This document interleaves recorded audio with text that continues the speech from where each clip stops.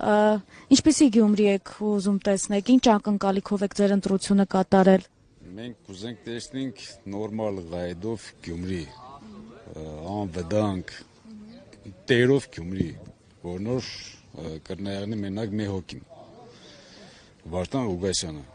որ քաղաքի մար ամեն ինչ կենե։ Հիմա անտերը։ Հիմա անտերը Գյումրի։ Էլի անդես չի, էլի իր խոսքը ամենտեղ կանցնի, քաղաքի համար գցավա, շատ է պաշտոնի չէ, բայց եթե ինքը ընդրվի, կեղնի ավելի լավ։ Մի բան էլ հարցնեմ, էլի Սարիկ Մինասյանը Արցախի վերաբերյալ հայտարարություն էր տարած ասել եթերում։ Հիմա դուք նախ ծարել եք թե ոչ եւ իսկապես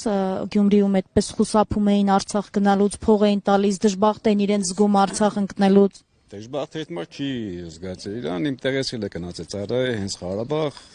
սաղն է գնացել ծառայել են։ Ով որ վախեցել է չի գնացել, իրանց հարցնեք։